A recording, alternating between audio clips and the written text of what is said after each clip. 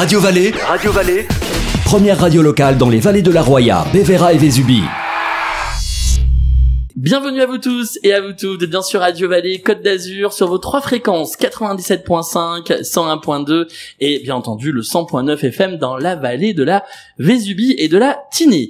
Aujourd'hui, j'ai l'honneur dans l'invité de la semaine, que bien entendu vous pouvez retrouver en vidéo sur Facebook et bien entendu sur tous les réseaux sociaux de Radio Vallée Côte d'Azur, c'est monsieur le maire, monsieur Alberti. Bonjour monsieur le maire. Bonjour.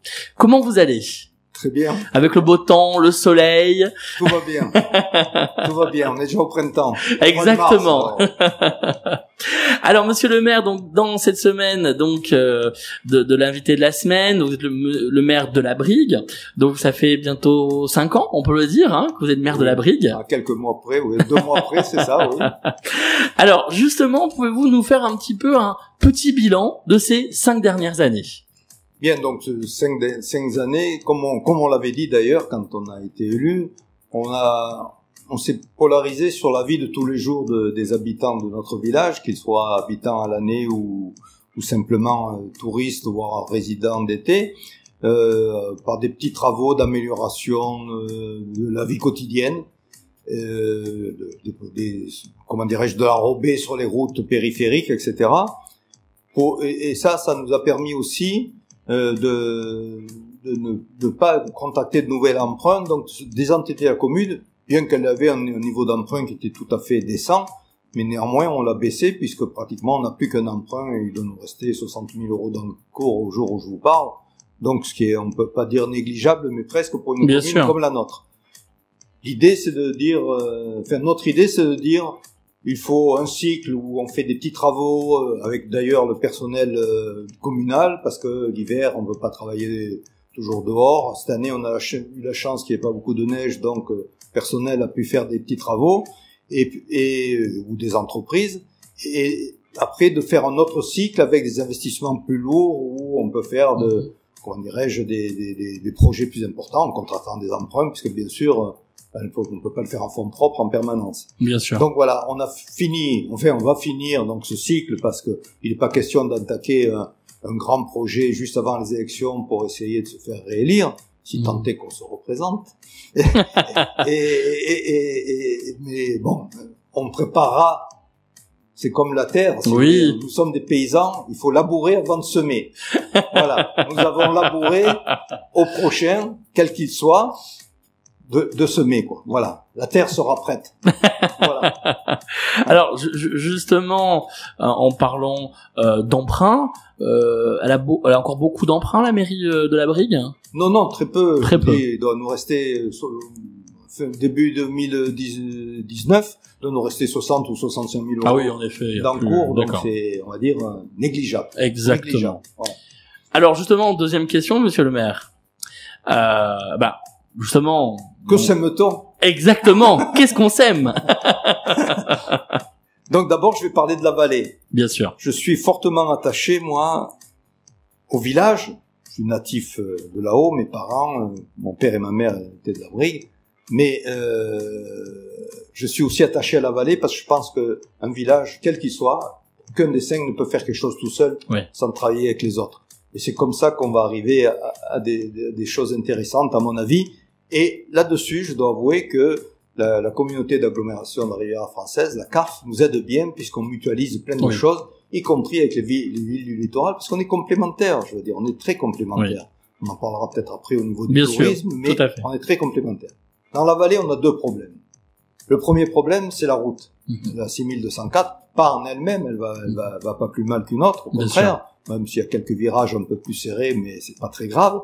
Mais on a un chantier, le chantier du tunnel de Tende qui est arrêté, depuis un moment déjà. Et moi, je suis, contrairement à ce que disent certains, mais chacun a le droit d'avoir son avis, je suis pour le percement de ce tunnel. Ça me paraît indispensable. L'ancien tunnel est trop vétuste, trop dangereux. Au moindre incident, la route serait fermée, ce qui serait la mort, mais la vraie mort de la vallée, quoi. Aujourd'hui, on est malade, mais on pourrait mourir, quoi. Parce que si on devient un cul-de-sac, ça devient intenable. Donc ça, c'est important. On peut pas faire grand-chose. C'est les Italiens qui ont la main, au travers de l'ANAS. Bon, un problème d'entreprise qui a été mise de côté, on va dire, une procédure en cours, d'autres entreprises qui veulent pas suivre. Je pense qu'il va y avoir un nouvel appel d'offres européen, donc ça va prendre du temps, mais néanmoins, on est là, nous, pour essayer de pousser dans la vallée au maximum pour que ce chantier reprenne et qu'enfin on puisse circuler normalement, pas plus, entre, on va dire, pour simplifier, Caunéo et Nice, pour dire quelque chose. Voilà. Le deuxième sujet, c'est le train. Alors c'est vrai, ce train, il est sûrement pas rentable, etc., etc., mais je pense que on peut pas raisonner au niveau de chaque ligne en France pour dire que toutes les lignes doivent être rentables. Je pense que les bonnes lignes doivent payer les mauvaises au sens rentabilité, je veux dire. Hein. C'est une moyenne, Voilà. On a une ligne de chemin de fer exceptionnelle, je pense, qualitativement. Elle passe dans un endroit extraordinaire. Des tunnels en escargot qui sont presque uniques, pas au monde, mais il n'y en a pas beaucoup. Il faut absolument que ce train roule à une vitesse normale. Aujourd'hui, il roule à une vitesse réduite parce qu'il y a encore une tranche de travaux qu'on estime entre 80 et 100 millions suivant la température ambiante, mais peu importe. Il y a une discussion entre la France et l'Italie pour savoir qui va payer ou comment on se partage avec une vieille convention de 1970 où on me surine depuis cette date presque qu'on va la réviser. Bon, aujourd'hui, la France et l'Italie, c'est pas le grand amour, ils s'embrassent pas sur la bouche, mais ça peut changer.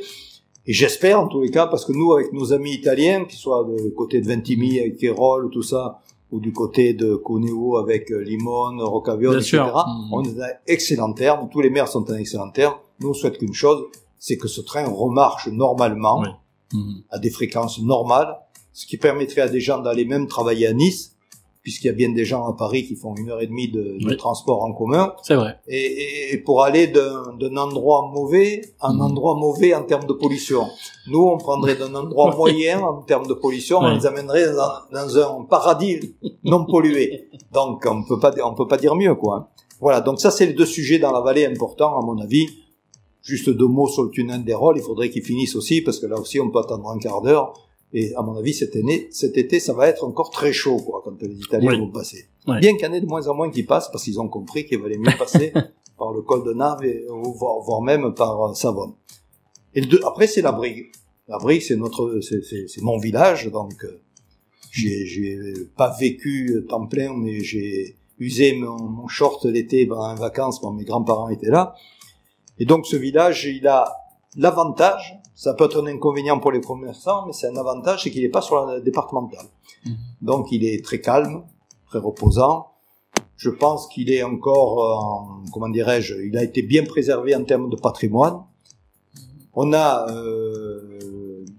terminé et le plan local d'urbanisme, donc les nouveaux droits à construire, puisque le plan d'occupation des sols a été rendu obsolète. Il est opérationnel depuis presque un an, au mois de mai de l'an dernier. Donc aujourd'hui, on a toujours pu construire, mais on a créé des zones d'extension où on pourrait faire et de l'habitat et de l'artisanat. Et donc on est prêt, là, au niveau urbanisme, on est prêt. On est prêt à recevoir les gens qui viennent nous voir, il n'y a pas de souci. Et on veut sauvegarder le patrimoine. On travaille actuellement sur les 2 chapelles qui sont sur la première place, la place Saint-Martin, avec l'association des pénitents blancs qui s'est recréée. Là aussi, c'est du patrimoine humain, quoi. Hein. C'est une association qui existait. C'était un peu les restos du cœur du début du siècle dernier. Mon grand-père y était, enfin, plein de gens, donc voilà.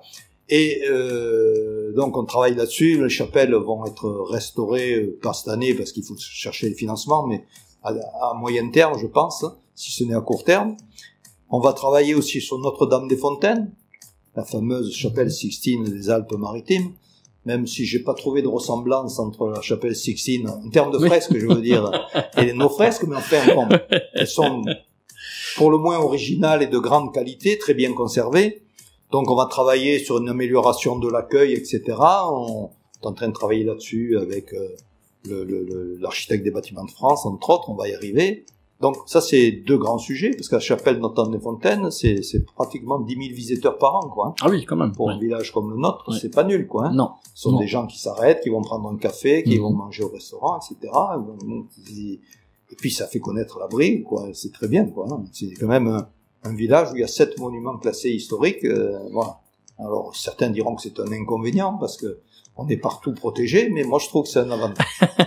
Je suis très attaché je trouve que le futur doit se bâtir sur le passé. Sinon on n'est pas bon, quoi. Enfin, dans nos villages, je veux dire. Bien sûr. Nous sommes pas une ville moderne, nous sommes ni Singapour, ni Hong Kong, voilà, quoi. Heureusement, d'ailleurs. Voilà. Donc, voilà un peu, si vous voulez, les grands thèmes, les grandes idées. Il y a du travail, parce que tôt ou tard, on va vers le problème financier. Oui. Toutes les collectivités locales sont en restriction budgétaire. Tout projet communal, vous allez chercher le département pour vous aider, la communauté d'agglo, la région, la France, l'Europe. Ah oui, l'Europe. Et à tous les niveaux, ça coince un peu, quoi. Donc, c'est un peu plus long, quoi. Mais on y arrive, hein. Et entre autres, on y arrive avec l'Europe parce qu'on est transfrontalier. Oui. Tous nos projets sont transfrontaliers, donc ils sont plus faciles à mettre en œuvre. Voilà, donc nos projets à moyen terme, on va dire. Voilà. Voilà. Écoutez, en tout cas, il y a des idées, il y a des projets, et c'est très bien. Une petite question supplémentaire, alors bien sûr, subsidiaire, ça peut le dire. Est-ce que j'ai un joker?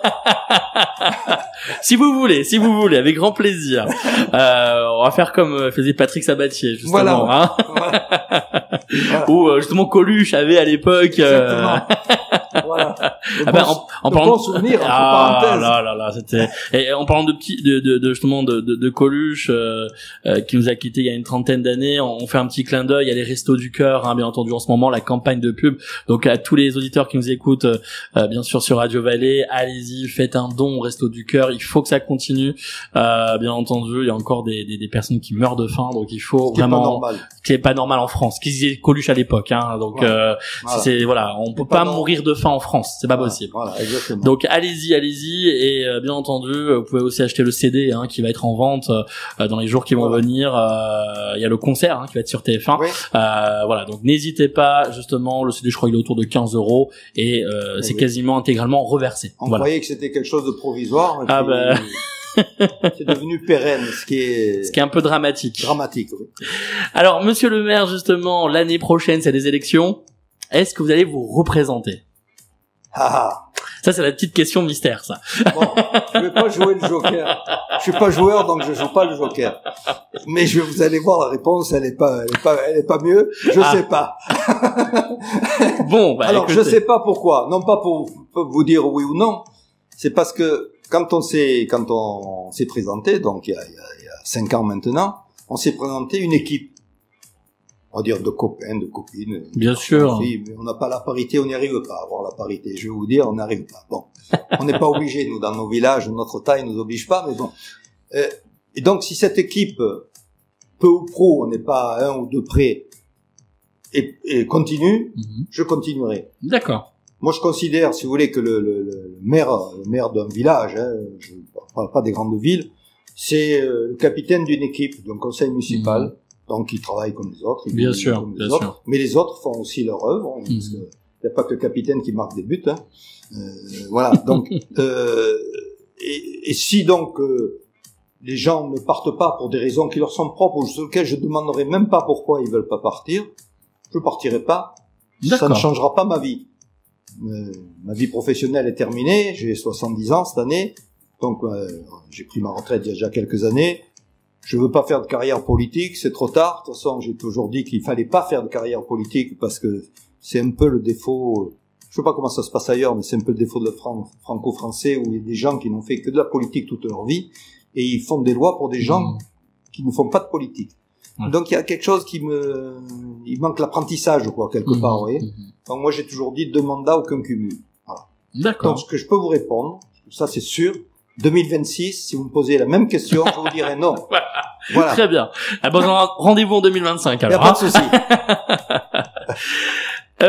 Alors, on va faire aussi une petite parenthèse. Alors, tout à l'heure, on parlait de la CARF. La communauté d'agglomération de la Riviera française. Oui. Justement, pouvez-vous un petit peu, ce que la CARF a pu vous apporter ces dernières années. Alors, c'est vrai que je vous en parle pourquoi. Tout simplement parce qu'il y a quelques années, la Vallée était contre la CARF. C'est vrai. Alors aujourd'hui, la Vallée, la Vallée. Aujourd'hui, j'aimerais bien avoir justement votre point de vue, monsieur le maire, sur l'arrivée de la CARF. Est-ce que vous voyez ça d'un œil positif ou négatif, et qu'est-ce qu'ils ont pu vous apporter?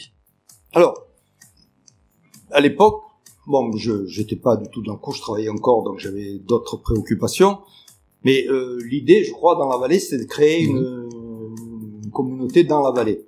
Bon, la taille critique n'était pas atteinte, 7000 habitants. Oui. Bon, la CARF aujourd'hui, on va arrondir, c'est 70 000 habitants, donc 10 fois plus. À peu près, oui. C'est une petite communauté d'agglos, oui. Mais c'est pas un inconvénient pour moi, c'est un avantage. Parce que nous sommes 15 maires, 15 communes, donc 15 maires. On se connaît bien maintenant, on a travaillé ensemble, avec nos qualités et nos défauts. Bien sûr, personne n'est parfait, mais on se connaît bien, on sait où on va. Il y a une bonne entente entre ces 15 maires. Il y a une très bonne entente. Ça, c'est bien. D'accord. Ça se passe très très bien. On a des bureaux réguliers, minimum tous les mois, qui nous permettent de prendre des grandes options. Donc tous les mois, vous réunissez. Hein, systématiquement. Les 15 maires, bon, sauf celui qui peut pas y être ce jour-là. Bien sûr. Les 15 maires se réunissent et on prend les décisions qui s'imposent en termes budgétaires, en termes de fonctionnement, en termes de transfert de compétences. Bien sûr. Certains sont imposés par la loi nôtre, mais d'autres sont facultatifs, donc on les prend pas, etc. Ça se passe très bien. Chacun a son mot à dire. Chacun a pris un peu quelque chose dans sa spécialité.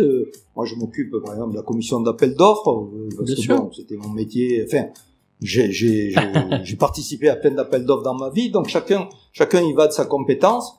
Mais on se réunit, on prend pas de décision en solo, personne. D'accord. Donc on prend toujours des décisions collectives. Ça, c'est le côté, je dirais, fonctionnel, qui est intéressant. Maintenant, de façon pragmatique. Il y a 2 sujets dans lesquels la CARF nous a déjà apporté et va encore nous apporter. Le premier sujet, c'est la mutualisation des moyens. Quand vous faites un appel d'offres, par exemple, je donne un exemple qui est récent pour l'entretien des bouches incendies. Voilà. C'est devenu une compétence CARF depuis peu de temps. D'accord. Si vous faites un appel d'offres, nous, par exemple, dans notre village, on doit avoir une dizaine en comptant comptant fort. Nous, on a fait un appel d'offres, il y en a plus de 2000. D'accord. Le prix unitaire est pas tout à fait le même. J'imagine. Pas tout à fait le même, parce que c'est des emplois à plein temps pour une société, ce qui se comprend, hein, je veux dire. Je suis pas en train de dire la société profite des petites entreprises. C'est normal, c'est logique, mais on en profite. On en profite, c'est-à-dire que ramener à chaque habitant, l'entretien des hydrants coûte moins cher. Oui. Et peut-être mieux parce que la personne tourne, s'il y a un problème, il y a une permanence, y compris le week-end, etc. C'est un exemple, mais il y en a plein d'autres comme ça. On a récupéré, mais ça il y a longtemps, la compétence ordures ménagères. Dans la vallée, les ordures ménagères ont diminué en coût, la taxe des ordures ménagères. Donc ça a diminué. Et D'accord. Une taxe qui diminue, aujourd'hui, on peut en parler, parce qu'il n'y en a pas beaucoup. Vous êtes d'accord avec moi? Je suis d'accord. Vous avez remarqué, je confirme. Vous confirmez. Voilà. Je sors pas mon joker. Voilà. Donc, pourquoi elle a diminué? Là aussi, parce qu'il y a l'effet de volume. Il est évident que les camions qui relevaient pour 7000 habitants dans la vallée et qui en relèvent pour 70 000, c'est une structure différente, etc. Donc, on en profite. Mutualisation des moyens. On a des compétences aussi en termes humains à la CARF qu'on peut aller chercher en tant que besoin. Un exemple, l'État, dans sa grande mansuétude, a abandonné l'instruction des permis de construire. Il faisait gratuitement avant. Voilà. Et d'un coup, ils nous ont dit, non, c'est fini, nous on le fait plus. Débrouillez-vous, on vous donne des sous. Ah non, on vous donne pas d'argent. On vous donne la fonction, mais pas le... Donc, c'est au niveau de la CARF qu'on s'est organisé, parce qu'il est évident qu'on pouvait pas avoir dans chaque commune une personne qui s'occupe des permis. Donc, au niveau de la CARF, au travers d'ailleurs de Menton, on a mutualisé avec les équipes d'urbanisme de Menton, on a ce service qui marche très bien, parfaitement. Donc voilà, ça c'est des exemples concrets.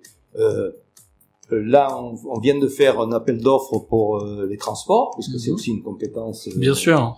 CARF, bon, c'est pas encore fini, mais dans la vallée, il va y avoir une fréquence de cars augmentée. Aujourd'hui, on a 3 allers-retours, on va passer à 6 allers-retours par jour. Ça, c'est une bonne nouvelle, ça. Voilà. D'accord. Avec il y aura un grand bus qui monte jusqu'à Breil, et puis à partir de Breil, on met des midi-bus, des bus moyennes, 30 places, parce que pour monter à Saorge, à la Brigue, c'est plus pratique. Et ils vont tourner en permanence entre Breil et Tende, donc ça va amener de la mobilité entre les différents villages, parce que le médecin, le dentiste, je sais quoi, moi, le chat à amener chez le vétérinaire, enfin, peu importe, il y a toujours des trucs à faire. Donc, pour moi, ça, c'est du positif. Mais, je pense aussi, il y a quelque chose sur lequel on peut, comment dirais-je, prévoir une évolution très importante, c'est le tourisme. Je m'explique.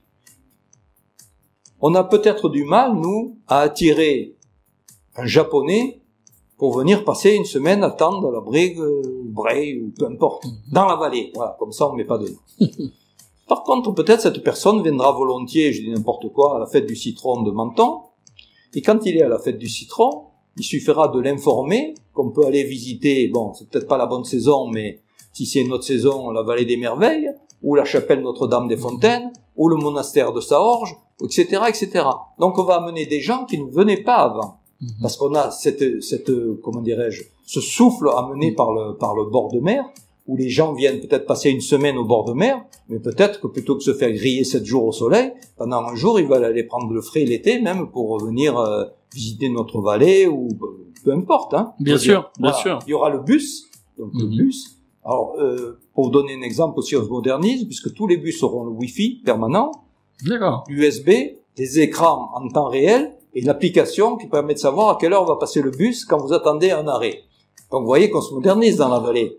Ah oui, je vois ça quand même. Ah oui, bah même, écoutez, d'accord. Même les gens de la Roya se modernisent, vous voyez. Mais ça, c'est un plus à mener aux gens, parce qu'il est évident que vous devez prendre le bus. Si vous savez à quelle heure vous devez le prendre, parce qu'il arrive, c'est quand même pratique, quoi. Moi, je sais que ça existe sur Nice, c'est très pratique, hein.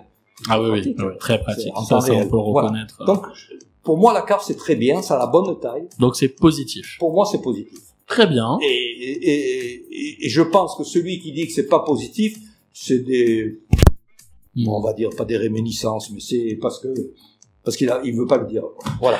Bon, en tout cas, merci beaucoup, monsieur le maire, d'être venu. Le temps passe très très vite. Eh oui. On est déjà à plus de 20 minutes. En tout cas, excusez-moi. Mais non, au contraire, je suis trop long. Non, c'est très très intéressant. Vous couperez au montage. Non, promis, on coupe rien, nous, ici. C'est vraiment très intéressant et très agréable. Avant de se quitter, avez-vous un dernier mot à dire aux auditeurs de Radio Vallée? Ben, en 2025, alors. Rendez-vous en 2025. Avec le Joker ou pas? On verra bien. On en reparlera. Merci beaucoup, monsieur le maire. À très bientôt sur Radio Vallée. Merci à vous. Prochain rendez-vous de l'invité de la semaine sur Radio Vallée sur vos 3 fréquences. Donc, bien entendu, sur le 100.9 FM, 101.2 et le 87.5 FM dans la vallée de la Roya et Bévéra. Donc, prochain rendez-vous la semaine prochaine. Et bien sûr, allez sur le Facebook de Radio Vallée Côte d'Azur, tout simplement, pour retrouver toutes les infos de l'arrière-pays. Et bien entendu, avec aussi prochainement des cadeaux à gagner. Mais on vous en dit pas plus. À bientôt les auditeurs de Radio Vallée, à bientôt monsieur le maire. À bientôt. Au revoir, à bientôt sur les ondes de Radio Vallée.